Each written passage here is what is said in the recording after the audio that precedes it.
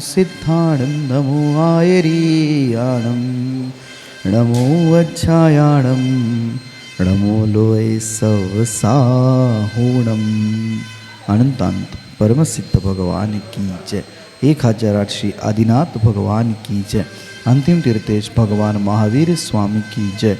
आचार्य भगवान गुरुवर श्री विशुद्ध सागर जी महाराज की जय। मुनि श्री सुप्रभ सागर जी महाराज की जय। मुनि श्री प्रणत सागर जी महाराज की जय। मुनि श्री सौम्य सागर जी महाराज की जय। जय जन बंधुओं, आप हम सब यहाँ उपस्थित हुए हैं लोकप्रिय कार्यक्रम सम्यक समाधान के माध्यम के लिए। सम्यक समाधान एक ऐसा कार्यक्रम, एक ऐसा प्लेटफॉर्म, एक ऐसी सुविधा जिसके माध्यम से हम सभी लोग अपने मन में उठने वाले जो विकल्प है उन विकल्पों का सम्यक समाधान प्राप्त कर रहे हैं। और यह हमारा सभी का सौभाग्य है, परम सौभाग्य है कि साक्षात पंचम परमेष्ठी साधु परमेष्ठी के मुखारविंद से हम सभी लोग इस सम्यक समाधान कार्यक्रम का एवं अपने विकल्पों का सम्यक समाधान पान कर रहे हैं।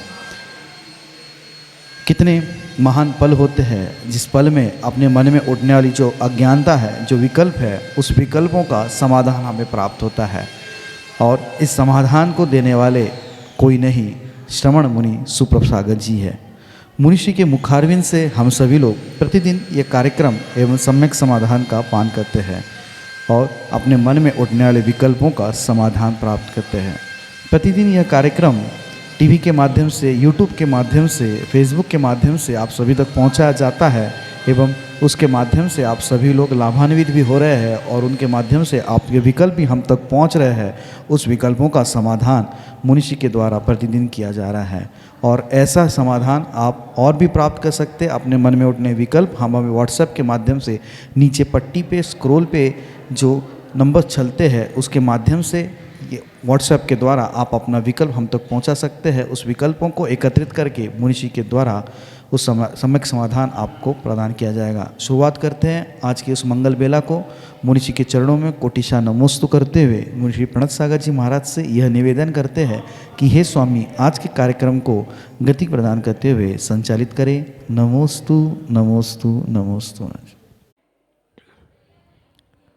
ओम नमः सिद्धेभ्य।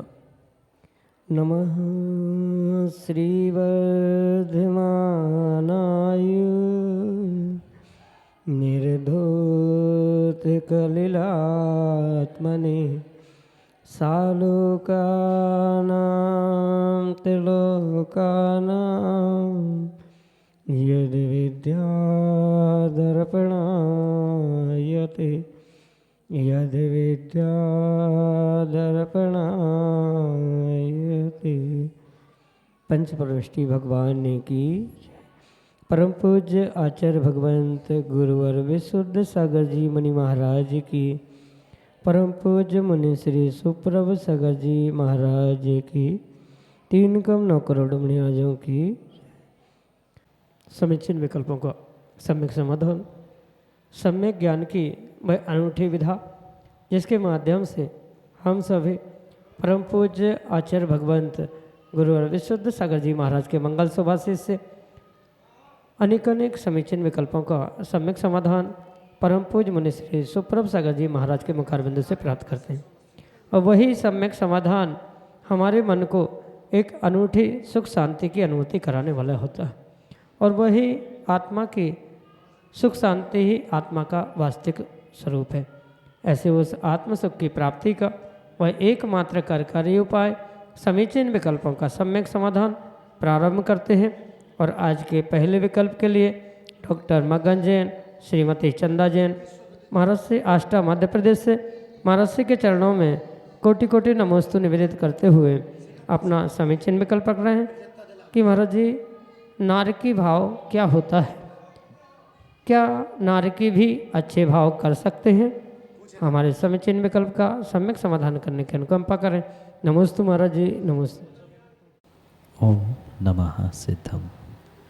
परम पूज्य आचार्य भगवान गुरुवर विशुद्ध सागर जी महाराज की, परम पूज्य मुनि श्री सुप्रभ सागर जी महाराज की जय। ना रति इति नारकी। जिनको परस्पर में कभी प्रीति रीति प्रेम वात्सल्य नहीं होता, ऐसे उन जीवों को ही नारकी कहा जाता है। आचार्य भगवंत उमा स्वामी भगवान अपने तत्वार सूत्र ग्रंथ में इन नारकियों के विषय में समझाते हुए कहते हैं कि जो परस्पर में एक दूसरे को पीड़ा देना, कष्ट देना, दुख देना, ऐसे कार्यों से स्वयं भी संक्लेशित होते हैं और दूसरों को भी संक्लेश भावों से युक्त कराने के लिए निमित्त बनते, वही नारकी जीव हुआ करते। और ये आगम के परिप्रेक्ष्य में अनेकानेक प्रमाणों से परम सिद्ध समझना होगा कि नारकियों के जो लेशा परिणाम परिणति हुआ करती है वह क्रम क्रम से अशुभ अशुभतर ही होती है, जितने नीचे नीचे की नरकों की ओर गमन होता है। अनेकानेक सूत्रों के माध्यम से आचार्य भगवंतों ने नारकी जीवों के विषय में और नारकी भावों के विषय में समझाने का प्रयास किया। जो नरक में रहने वाले नारकी जीव है, उन नारकी जीवों के जो भाव है और विशेष करके जो कलुषित ही भाव उनके हुआ करते हैं, ऐसे उनके उस संक्लेशित कलुषित भावों को ही आचार्य भगवंतों ने नारकी भाव कहा है। और जब सिद्धांत स्पष्ट रूप से कह रहा है कि उनका नियम से संक्लेशित भाव होना, दुखी होना, परस्पर को दुख देना आदि रूप ही परिणाम हुआ करते हैं, इसलिए ये अवश्य समझे कि उन नारकी जीवों का नारकी भाव किसी भी प्रकार से शुभ हो ही नहीं सकता। वह नियम से अशुभ अशुभ और अशुभतर ही होता है। यानी जैसे जैसे क्रम से नीचे की नरकों की ओर गमन होता है, वैसे वैसे ही वह भावों की अशुभता दिन प्रतिदिन पल पल बढ़ती ही जाती है, स्थिति के अनुसार, उनके उन स्थानों के अनुसार। इसलिए ये विशेष बात यहाँ समझने योग्य है कि नारकी जीवों के जो नारकी भाव है वे कभी भी शुभ शुद्ध अच्छे हो ही नहीं सकते। मात्र एक समय जब मध्यलोक में तीर्थंकर बालक का जन्म होता है, मात्र एक समय के लिए उनको शांति मिलती है, पर उसका मतलब ये नहीं है कि उनके भाव वहाँ पर अच्छे हो गए। परिणामों में शांति, संक्लिष्टता रहित परिणाम होना ये तो फिर भी संभव होता है, पर उनके नारकियों के भाव अच्छे होते ही नहीं हैं। ये आगम का सिद्धांत है। वह नियम से शुभ नहीं अपितु अशुभ अशुभतर लेशा परिणाम परिणति से ही युक्त हुआ करते हैं। अन्य उनके वह नारकी भाव शुभ शुद्ध हुआ ही नहीं करते। यही आपके लिए सम्यक समझ। विदित जैन मड़ौरा उत्तर प्रदेश से महाराज श्री के चरणों में बारंबार नमोस्तु निवेदित करते हुए अपना समीचीन विकल्प रख रहे हैं कि महाराज जी, जब मुनिराज एवं आरिका माता जी दोनों ही महाभारत को धारण करते हैं, तो फिर श्रवण मुनिराज जब आरिकाएँ उनकी वंदना करती हैं तो उन्हें आशीर्वाद क्यों देते हैं? हमारे समीचीन विकल्प का सम्यक समाधान करने की अनुकंपा करें। नमोस्तु महाराज जी, नमोस्तु। हाँ, ये परम सत्य है कि श्रमण और श्रवणी, मुनि और आरिका, इन दोनों के 28 मूल गुण कहे गए हैं। पर उन 28 मूल गुणों की व्यवस्था को हमें आगम के परिप्रेक्ष्य में व्यवस्थित समझने की आवश्यकता है। क्योंकि मुनिराज श्रमण पूर्ण रूप से दिगंबर भेष को धारण करते हैं, इसलिए उनका पूर्ण रूप से अचेलकत्व नाम का गुण हुआ करता है। ठिधि भोजन ये भी उनका मूल गुण हुआ करता है।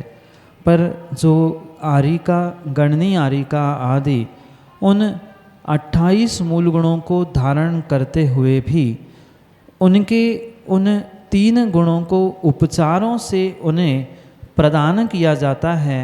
इसलिए पूर्णतः गणनी माँ 25 मूल गुण और 3 उपचार से मूल गुण, ऐसे उन 28 मूल गुणों को धारण करते।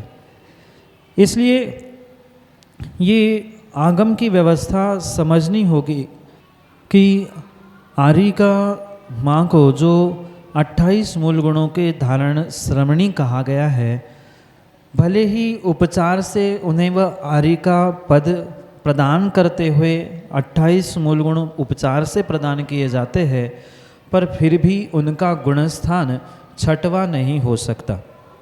छठवां गुणस्थान पूर्ण रूप से जो 28 मूल गुणों का पालन करते हैं, ऐसे भावलिंगी श्रमणों का ही हुआ करता है। साध्वी यानी आर्यिका का कभी छठवां गुणस्थान नहीं होता, अधिक से अधिक वे 5वें गुणस्थान तक ही पहुँचते हैं। भले ही आर्यिका के भी 28 मूल गुण कहे जाते हैं, आर्यिका दीक्षा प्रदान की जाती है, पिछी कमंडल आदि सर्व व्यवस्था उनके साथ होने पर भी उनको पंच परमेष्ठी के अंतर्गत भी स्वीकार नहीं किया गया है। इसलिए ये जो दोनों में अंतर दिखता है, ये उन गुणस्थानों की अपेक्षा से मूल गुणों के उस उपचार और मुख्य रूप से प्रदान करने के कारण से ये दोनों में भिन्नता दिखती है। भले ही वह आर्यिका गणनी कितने ही वर्ष पुरानी दीक्षित क्यों ना हो, पर वह 1 घंटा पहले, 1 दिन पहले जो मुनिराज दीक्षित होते हैं, उनको नमस्कार नमोस्तु ही करने की पात्रता रखती है। मुनिराज किसी भी प्रकार से वह चिर दीक्षित, दीर्घ दीक्षित आर्यिका को वंदामी आदि आदि नहीं करते, क्योंकि मूलाचार जैसे महान आचरण आचार ग्रंथ में साधुओं के लिए और आर्यिकाओं के लिए ये विशेष व्याख्यान प्रदान किया है कि परस्पर में एक दूसरे के प्रति जो समाचारी उनको करनी है, ऐसे उन परस्पर के समाचारी के समय पर मुनिराजों के लिए वह आर्यिका नमोस्तु ही निवेदित करेगी। भले ही आर्यिका कितनी ही चिरदीक्षित हो और वह मुनिराज कितने ही आज के दीक्षित क्यों ना हो, पर मुनिराज किसी भी प्रकार से वह प्रतिवंदना रूप आर्यिका को नमस्कार, विनय या अन्य कोई अभिवादन नहीं करते। पूर्ण रूप से उनके नमोस्तु के लिए वह आज के दीक्षित मुनिराज भी चिर दीक्षित आर्यिका को आशीर्वाद ही देते हैं। ये उनकी परस्पर की समाचारी है, क्योंकि साधुओं के लिए मुख्य रूप से परस्पर में समाचारी की भूमिका आचार्य भगवंतों ने बताई है कि एक श्रावक श्रमणों के साथ यानी साधुओं के साथ कैसे समाचारी करे, एक साधु दूसरे साधु के साथ कैसे समाचारी करे, एक साधु दूसरे आर्यिका के साथ, दूसरी आर्यिका किसी एक आर्यिका के साथ किस तरह से प्रतिवंदना, वंदना, अभिवादन, समाचारी करे, इसका बृहद व्याख्यान मूलाचार जैसे ग्रंथों में किया। इन मूलाचारों के ग्रंथों का आलंबन लेते हुए, करणानियों के सिद्धांतों का आलंबन लेते हुए यही व्यवस्था आगम के परिप्रेक्ष्य में समझनी होगी कि कितनी ही चिरदीक्षित आर्यिका गणनी श्रमणी क्यों ना हो, पर उनका गुणस्थान 5वां ही होता है। उनके 28 मूल गुण उपचार से हुआ करते हैं और साथ में वह एक समाचारी की विधि और पंच परमेष्ठी में मात्र मुनिराज साधु परमेष्ठी ही होते हैं। आर्यिका नाम की कोई परमेष्ठी नहीं होती। वह भले ही श्राविका नहीं है, श्रावक में नहीं है, पर वह मुनिराज भी नहीं है, क्योंकि 3 भिन्न भिन्न लिंग कुंद कुंद भगवान ने पाहुड़ ग्रंथों में समझाया है। एक साधु का श्रमण लिंग, दूसरा आर्यिका का श्रमणी लिंग और तीसरा श्रावक श्राविकों का वह गृहस्थ लिंग। इस प्रकार से ये 3 भेद जीवों के उन गुणस्थान आदि की अपेक्षा से किए गए हैं। इसलिए उनको इसी प्रकार से समझते हुए ये निर्णय करे कि मुनिराज आर्यिका को वह समाचारी के निमित्त से, प्रति अभिवादन के निमित्त से आशीर्वाद ही देते हैं, प्रति वंदना, प्रति नमोस्तु आदि करने की आज्ञा उनके लिए नहीं है।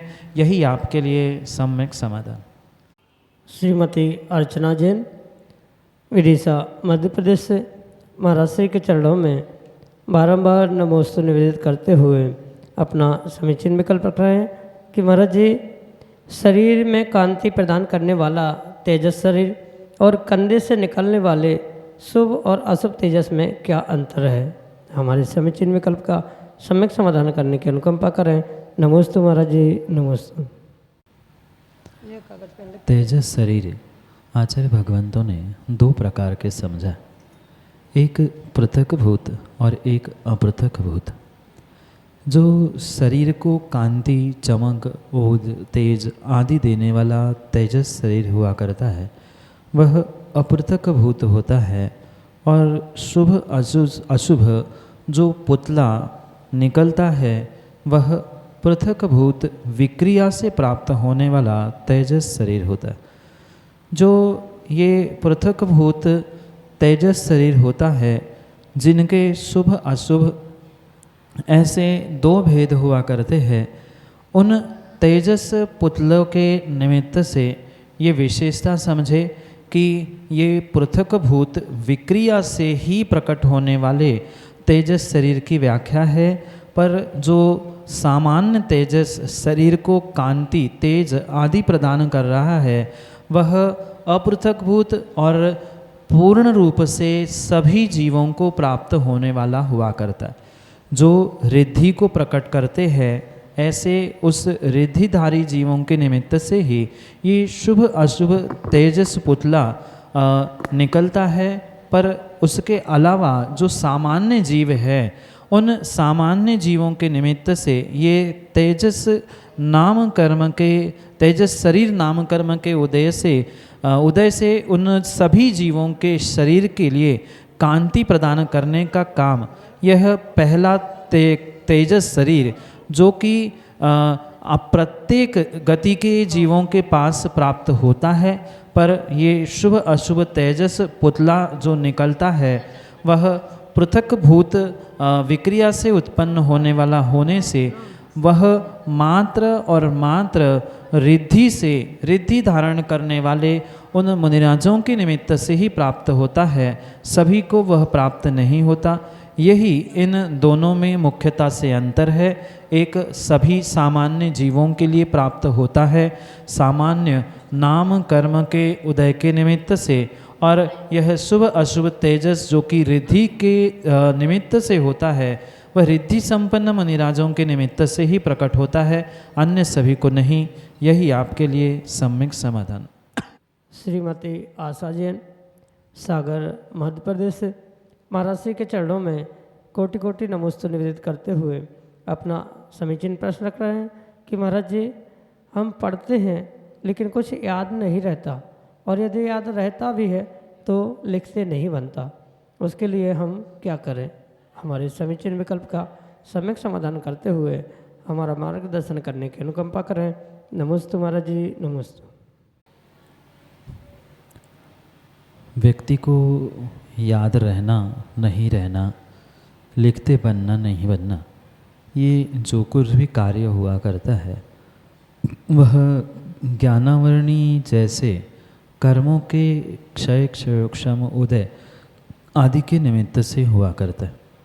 अगर जीव का तीव्र ज्ञानावरणी दर्शनावरणी कर्म का उदय चल रहा है, साथ में अन्य भी अशुभ पाप कर्मों का उदय चल रहा है, तो व्यक्ति सोचकर चाहकर भी किसी ज्ञान के क्षेत्र में वह विशेष तरक्की उन्नति नहीं कर पाता।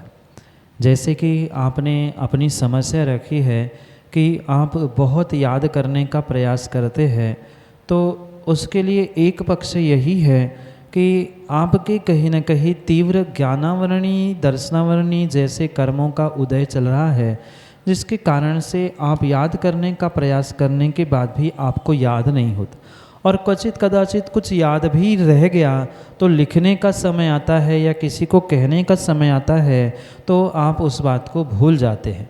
इसके पीछे अगर अंतरंग कारण कोई है तो वह ज्ञानावरणी जैसे अशुभ पाप कर्मों का उदय ही मानना होगा। साथ में ये भी वहाँ अवश्य समझना होगा कि याद करने के लिए, याद रखने के लिए या लिखने के लिए जो अनावश्यक वस्तुएं हैं उनका विस्मरण होना, उनको भूलना भी बहुत आवश्यक हुआ करता है। कहने का तात्पर्य ये है कि अगर आप किसी भी प्रकार से कोई विषय कसायों की बातों को दिमाग में बैठा के रखे हैं, उनका प्रतिपल स्मरण चल रहा है, उनको याद कर रहे हैं, तो किसी भी प्रकार से आपको ज्ञान की अच्छी बातें स्मृति में नहीं रह सकती, याद नहीं रह सकती। इसलिए ये अवश्य समझे कि मात्र ज्ञानावरणी कर्म को दोष देने से काम नहीं होगा। जो दिमाग में, मस्तिष्क में, बुद्धि में आपके जो अन्य विषय चल रहे हैं वो उनको खाली करना होगा, तभी ज्ञान या जो आप याद करते हो अच्छी चीज़ों को वह स्मृति में या धारणा में रह सकता है। क्योंकि स्वाभाविक सी बात है, अगर किसी डिब्बे में आप कोई सामग्री रखना चाहते हैं तो पुरानी रखी हुई सामग्री डिब्बे से अलग करनी होगी, तभी उसमें भरा जाएगा, या डिब्बा पहले से खाली होना चाहिए। विषय कसाय, अज्ञान, मिथ्यात, अविरति, अगर वही सब कुछ आपके बुद्धि में, ज्ञान में, आत्मा में पहले से ही भरा हुआ है, पुनः साथ में तीव्र ज्ञानावरणी, दर्शनावरणी जैसे अशुभ कर्मों का उदय चल रहा है, तो किसी भी प्रकार से नई अच्छी बातों को आप अपने दिमाग में, बुद्धि में बिल्कुल भी रखकर फिट नहीं कर सकते, याद नहीं कर सकते। इसलिए अपने उस ज्ञान को ठीक करने के लिए, आपके स्मृति धारणा को व्यवस्थित करने के लिए, आपकी स्मरण शक्ति को ठीक करने के लिए आप ज्ञानावरणी कर्म के क्षयोक्षम के लिए जो निमित्त आचार्य भगवंतों ने कहे हैं, जैसे ज्ञान के सामग्री का दान करना, दूसरा जो ज्ञान प्राप्त कर रहा है उसके लिए इन के इन प्रकार से सहयोग कर लेना, दूसरे के सम्यक ज्ञान की प्रशंसा करना आदि अनेक कारणों से आप अपने उस ज्ञानावरणी कर्म के क्षयोक्षम को व्यवस्थित कर सकते हैं। और जितना आप अपने ज्ञानावरणी कर्म के क्षयोक्षम को व्यवस्थित करेंगे, उतना ही उतना विशेष विशेष आपको आपके उस ज्ञानावरणी कर्म के निमित्त से बुद्धि, स्मृति, धारणा आदि सब कुछ प्राप्त होते हुए आप अपने वह याद किए हुए ज्ञान को स्मृति में रख सकते हैं, धारणा में रख सकते हैं, और समय आने पर उसे लिखने का भी प्रयास कर सकते हैं। यही आपके लिए सम्यक समाधान। श्रीमती सरोज जैन, गुरसराय, उत्तर प्रदेश से अगले समीचीन विकल्प के लिए। नमोस्तु महाराज जी, नमोस्तु। महाराज जी, मेरी जिज्ञासा है कि निर्ग्रंथ गुरु सरागी होते हैं या बीतरागी, कृपया समाधान करें। सच्चे भावलिंगी निर्ग्रंथ मुनिराज जो छठे गुणस्थान में विराजमान है, वे कथनचित सरागी होते हैं और कथनचित वीतरागी होते हैं। यहाँ दोनों अपेक्षाओं को बहुत व्यवस्थित समझने की आवश्यकता है, क्योंकि वास्तविकता में जब तक कर्म रज साथ में है, मोहनी कर्म है, तब तक वह जीव कभी भी वीतरागी नहीं हो सकता। वीतरागी का स्पष्ट अर्थ यही है, बीत गया है राग जिसका, ऐसा वह तत्पुरुष समाज की अपेक्षा से जीव वीतरागी कहलाता है। और जहाँ कुछ अंशों में राग होता है, वहाँ सराग दशा स्वीकार की जाती है। इसलिए छठवें सातवें गुणस्थान में विराजमान होने वाले वह निर्ग्रंथ गुरु, धरती के देवता, जो आगे के गुणस्थान आते हैं, यानी 8वां, 10वां, 12वां गुणस्थान, इन गुणस्थानों की अपेक्षा से सरागी ही माने जाते हैं, क्योंकि मोह को जीतने के उपरांत 12वें गुणस्थान के बाद ही वह वीतराग संज्ञा वास्तविकता में प्राप्त होती है। उसके पहले क्षायिक सम्यक दृष्टि को चौथे गुणस्थान में भी एक देश वह सम्यक्त को क्षय यानी सम्यक्त क्षायिक सम्यक प्राप्त करने की अपेक्षा से भले ही एक देश जिन की अपेक्षा से वीतरागी जरूर कहा है, पर मात्र वहाँ दर्शन मोहनी का क्षय होने की अपेक्षा से कहा है। जो छठवें सातवें गुणस्थान में मुनिराज होते हैं, निर्ग्रंथ गुरु होते हैं, वहाँ अभी चारित्र मोहनी का उदय, क्षयोपक्षम आदि सब कुछ चल रहा है। इस अपेक्षा से पूर्ण रूप से वह वीतरागी नहीं है। जब चारित्र मोहिनी का पूर्ण रूप से क्षय होकर 10वें गुणस्थान से जीव 12वें गुणस्थान में क्षीण मोह गुणस्थान में पहुंचता है, उसके बाद ही उसकी संज्ञा वीतरागी ऐसी होती है। उसके पूर्व में उस चारित्र मोह का वहाँ उदय क्षय क्षयोक्षम आदि होने के कारण से, क्षय नहीं उदय और क्षयोक्षम आदि होने के कारण से पूर्ण रूप से वीतरागी नहीं है। पर जैसे एक श्रावक सरागी होता है, वैसा सरागी अवस्था को भी वह निर्ग्रंथ गुरु निग्रंथ मुनि प्राप्त नहीं होता, क्योंकि शब्दों के अपेक्षा और गुणस्थानों के निमित्त से भिन्न भिन्न अर्थ हुआ करते हैं। पहले गुणस्थान से 5वें गुणस्थान वर्ती की अपेक्षा से वह 6वें 7वें गुणस्थान वर्ती मुनिराज वीतरागी है, पर 8वें गुणस्थान से 14वें गुणस्थान की अपेक्षा से वह 6वें 7वें गुणस्थान वर्ती मुनिराज सरागी है। दोनों की अपेक्षा से वे मध्य में होने से ऊपर के गुणस्थान जो वीतरागी के कहे, उनकी अपेक्षा से मोहनी कर्म की सत्ता होने से वह सरागी है, पर श्रावकों की अपेक्षा से या मिथ्या दृष्टि आदि की अपेक्षा से उनके पास अभी वह दर्शन मोहनी नहीं है। उनका कहीं ना कहीं उन्होंने क्षय क्षयोपशम किया है, इसके निमित्त से वे कथनचित वीतरागी भी है। इसलिए राग की भिन्न भिन्न परिभाषा को समझते हुए उनके उन गुणस्थानों को और उनके उन विशेषणों को भी समझने की आवश्यकता है। सर्वथा वीतरागी भी नहीं है और सर्वथा सरागी भी नहीं है। कथनचित वह वीतरागी है, कथनचित सरागी है। गुणस्थान अपेक्षा से मोहनी, दर्शन मोहनी, चारित्र मोहनी आदि की भी अपेक्षा से उनका भिन्न भिन्न कथन यहाँ समझने की आवश्यकता है। इसलिए कथनचित वीतरागी और कथनचित सरागी दोनों अवस्था से युक्त वे 6वें 7वें गुणस्थान वर्ती निर्ग्रंथ मुनिराज हुआ करते हैं। यही आपके लिए विशेषता से सम्यक समाधान। जय जन बंधुओं, हम सभी लाभ ले रहे थे लोकप्रिय कार्यक्रम सम्यक समाधान का। प्रतिदिन यह कार्यक्रम 5:13 पे यूट्यूब चैनल सुप्रभ उवाच के माध्यम से प्रसारित होता है। मुंशी सुप्रभ सागर जी का नाम सुप्रभ, वाणी का पर्यायवाची नाम उवाच, सुप्रभ उवाच, यस यूट्यूब चैनल के माध्यम से मुनिश्री के प्रवचन एवं ये सम्यक समाधान प्रतिदिन प्रसारित होता है। आप सभी लोग चैनल को सब्सक्राइब करें एवं बेल आइकन को जरूर दबाएं, ताकि नोटिफिकेशन के द्वारा आप सब चीज़ों को अप टू डेट रह सकते हो। प्रतिदिन मुनिश्री के प्रवचन शाम को 7:40 पे जिनवार टीवी के माध्यम से प्रसारित होते हैं। आप सभी लोग घर बैठे मुनिश्री के प्रवचन के लाभ जिनवार टीवी के माध्यम से ले सकते हैं। सम्यक समाधान यह कार्यक्रम प्रतिदिन ठीक 4 बजे अपने आदिनाथ टीवी चैनल के माध्यम से प्रसारित होता है। एक नया TV channel Adinath TV channel, जिसके माध्यम से यह सम्यक समाधान का प्रसारण ठीक 4 बजे होता है। आप सभी लोग घर बैठे टीवी के माध्यम से भी इस कार्यक्रम का लाभ लेते हुए अपने मन के उठने वाले विकल्पों का सम्यक समाधान प्राप्त कर सकते हैं।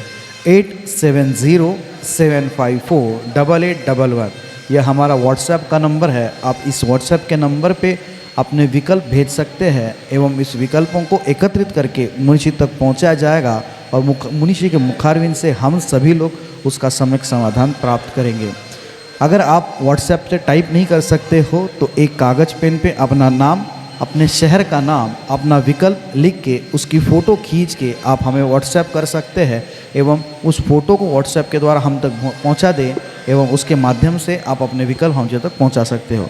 samyak.samadhan@gmail.com यह हमारी ईमेल की आईडी है। अगर आप ईमेल के माध्यम से आप अपने विकल्प भेजना चाहते हो, अपने ईमेल के माध्यम से अगर आप ज़्यादा उसको अपने विकल्पों को हम तक पहुंचाना चाहते हो तो हम अपने विकल्पों को आप जीमेल के माध्यम से samyak.samadhan@gmail.com इसके माध्यम से आप आपके विकल्प हमारे तक पहुंचा सकते हो। प्रतिदिन मुनिश्री के प्रवचन 2:30 पे आदिनाथ टीवी चैनल के माध्यम से भी प्रसारित होते हैं। आप सभी लोग आदिनाथ टीवी चैनल के माध्यम से भी मुनिश्री के प्रवचन का लाभ ले सकते हैं। आज के लिए इतना ही। ऐसे ही नाविन्यपूर्ण विकल्पों के साथ हम आप तक पहुंचते रहेंगे। तब तक आप देखते रहे सुप्रभ उवाच। आप सभी को जय जिनेंद्र मुनिश्री के चरणों में कोटिशा नमोस्तु नमोस्तु नमोस्तु।